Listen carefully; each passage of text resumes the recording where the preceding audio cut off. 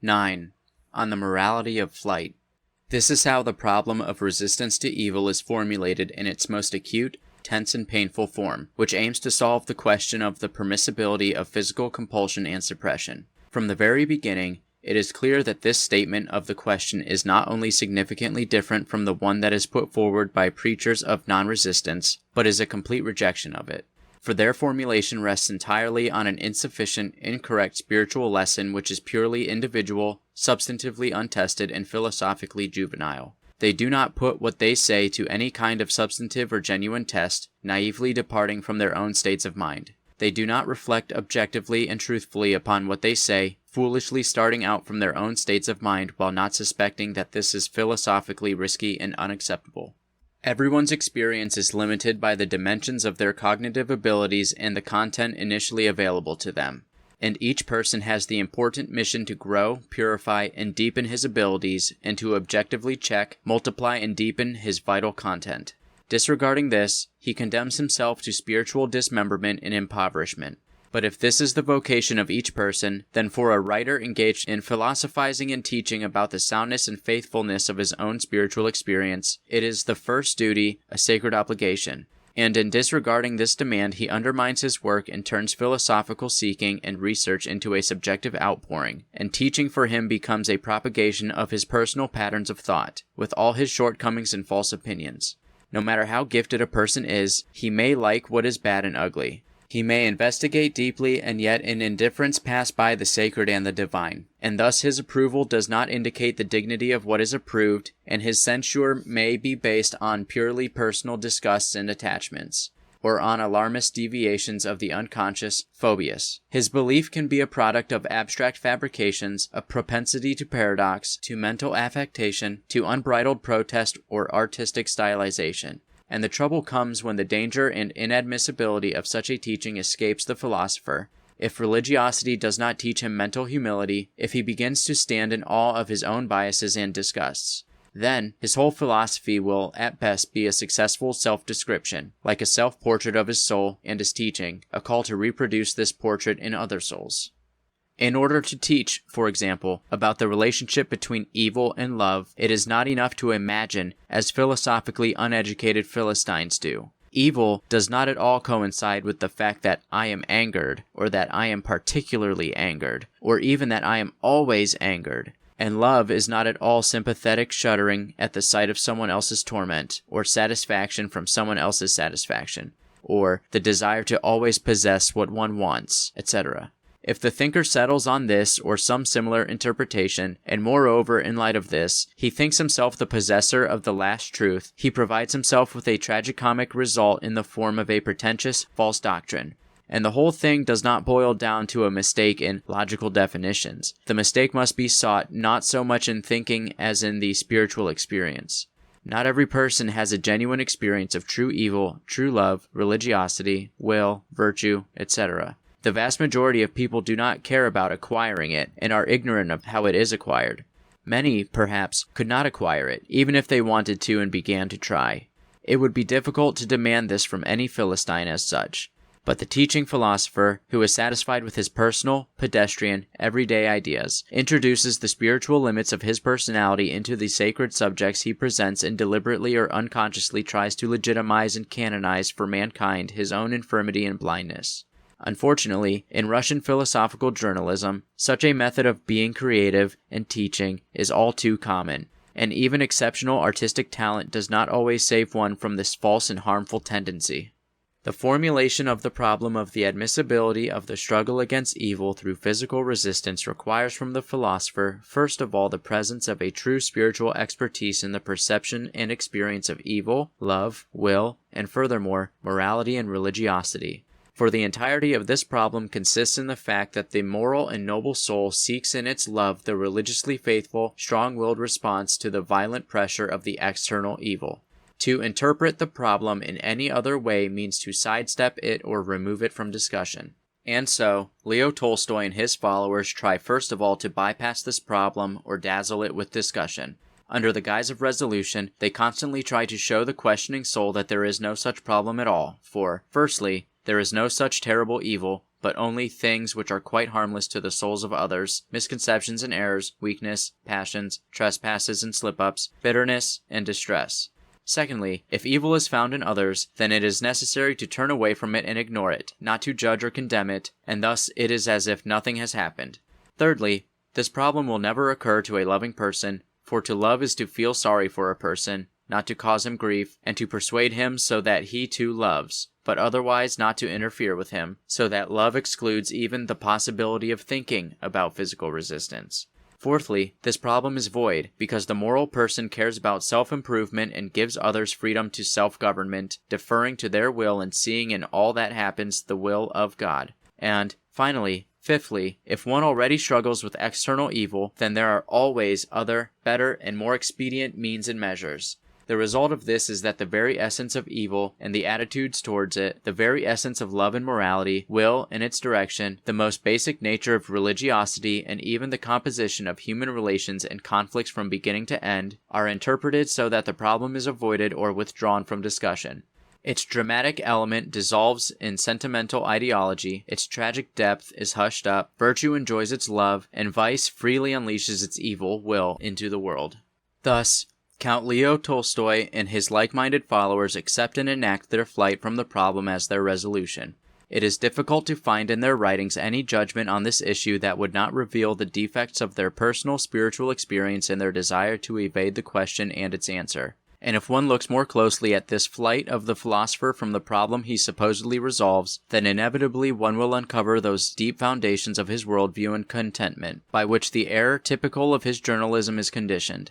It is enough to touch on the ethics of these foundations, only to point to them, in order to illuminate their origins. At the center of all the philosophical investigations of Leo Tolstoy is the issue of the moral perfection of man. Upon the resolution of this question depends and is determined everything else. It is in response to it that he drowned his fear of death. It was the experience of moral perfection that revealed to him the meaning of all life, and the opportunity to fill in the horrific nature of the modern soul which had so terrified him from the beginning. Strictly speaking, Tolstoy's entire outlook has been cultivated by him from moral experience, which ascends to all, judges and condemns everything, replaces and supplants everything. Religious experience, the thirst for knowledge, the strength of an artistically self-legitimizing vision, a sense of justice, and love of the motherland. Morality becomes the ultimate, self-perpetuating, single value, before which everything else depreciates. All his teaching is nothing but morality, and this is inherent, and from this everything else is determined going forward. Tolstoy's morality as a philosophical teaching has two sources. Firstly, a living feeling of intense compassion, called his love and conscience, and secondly, a doctrinaire judgment called his reason. These two forces arise in him independently and self-sufficiently, without entering into any higher, correcting, and deepening union, and they are by no means intertwined. Compassion supplies his doctrine with the immediate content, while reason formally theorizes and develops this content in his teaching on the world. Any other content is dismissed as imaginary and false, from wherever it flows. Any deviation from rational, deductive reasoning is dismissed as an unscrupulous trick or sophistry. This entire worldview can be reduced to the thesis: one must love, have compassion, accustom oneself to this, work and deny oneself for it, find bliss in it, and reject everything else. And all of his teachings are a rational development of this thesis. It is this form of rational morality that gives his teachings the trait of a bifurcated self-image, and provides good reason for why he is constantly reminded about his own sin in counteracting himself, his evil desires. The moralist is always internally bifurcated. He is frightened by his own sinfulness, looks at it suspiciously, pedantically keeps tabs on it, judges it, intimidates it while being himself intimidated by it, is always ready for self-compulsion and incapable of a holistic, strong, heroic impulse. But it is precisely this holistic nature and just such an impulse that are necessary for the external suppression of evil. Further, this form of rational morality gives its teaching a line of uncompromising rigor, recognizing only the completeness of the unattainable ideal, only one line, one criterion, and moreover, a straight line, no deviations. To the mind everything is clear and simple. He does not see the complexity of internal and external life. He does not know its tragic contradictions. His business is to simplify complexity to clarity and reduce clarity to systematic unity. He is blind to reality and deals only with abstract concepts. In morality, he will give a single criterion, a scheme, a stencil, a cliché, and sweep away anything that does not cohere. He is a rigorist. He is drawn to the generally affirmative and generally negative judgments. Everything is either A or not A, and every A is approved while every not A is condemned. But all that remains brings on his anger as an invention of his self-interest and bad faith. Hence the failure of rationality to perceive the complexity and depth of life's rules and relations. Hence its inability to solve life's vital issues, which transform into questions of moral fidelity. But it is the vision of the complexity and relevance of the laws of life that is necessary for physical resistance to evil. Further, this form of rational morality gives Tolstoy's teaching a line of peculiar egocentrism and subjectivism. Frightened by his sinful desires and the need to bring them under a single direct criterion, the moralist begins to experience the evil of his soul as the genuine, primary, and only evil, and his inner moral struggle becomes the central event of the world. Morality always teaches not about good and evil, but about personal kindness and personal depravity. It is occupied with an atom, a human individual, and the horizon of its attention is limited. The moralist is usually turned away from everything except the immediate health of the individual soul. This is due to the fact that morality is, although in general necessary, but a primary, lower stage of ascent to practical perfection. At this stage, the original, instinctive attitude of self-love inherent in the self-preserving individual is not yet overcome. But the direction, intent, of personal will and attention has already been renewed and entered the spiritual stage. For man seeks for some objectively meaningful perfection, but the objective scope of attention is delineated by the limits of the individual, and the former instinct of selfishness has given way only to moral egocentrism. A moralist is someone who is wrapped up in himself, introverted, and focused on his own states and experiences, on his proclivities and merits. For him it is more important and more valuable to refrain from some bad deed himself than to inject a whole revitalizing stream into the public, ecclesiastical, national, or social life. This concentration on one's own inner life, in particular, from the point of view of morality, is often so strong in him that he actually believes in the reality of his personal feelings and does not really believe in the reality of other people's states of mind and the external actions of others. Constantly seeking to understand his soul, while pedantically seeking true knowledge of it and a correct judgment of it, he does not learn to correctly perceive other people's emotions, and gets used to thinking of other people's souls as a dark, unknown, unrecognizable sphere about which neither he nor anyone else has the right to judge. The work of internal self-improvement necessary for each person gradually acquires an overwhelming, exceptional significance in his life, sometimes reaching moral paranoia and suspicion. He becomes a prisoner, a slave of his own virtue, and if he at the same time sweeps away all other spiritual dimensions and constructive paths, his life acquires a shade of self-destructive pedantry.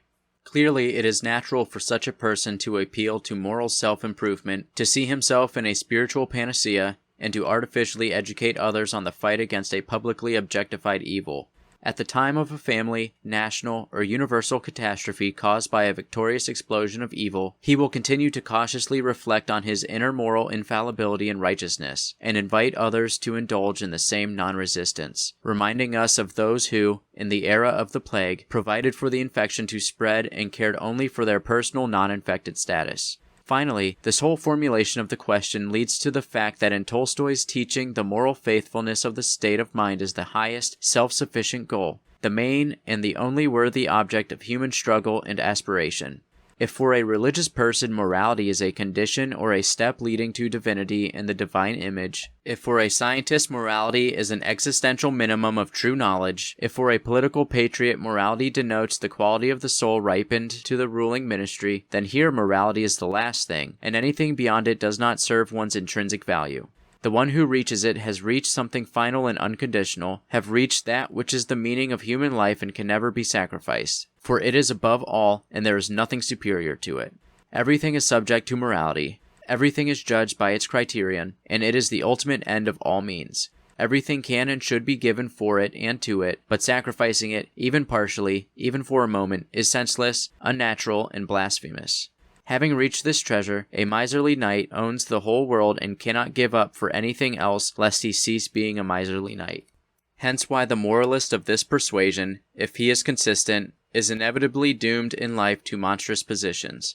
For, in fact, how will he answer to himself and God if, when he is present at the rape of a child by a riotous crowd, and with a gun in his hand, he will prefer to persuade evildoers, appealing to their clarity and love, and then, having left the villainy in progress, will live with the consciousness of his moral impeccability? Or is he here to allow an exception? But in the name of what? In the name of what would he sacrifice his righteousness and commit evil, opposing with violence? If this overriding option is available to and recognized by him, then it must be formulated. And if it is formulated, what will remain of the whole infamous doctrine of non-resistance?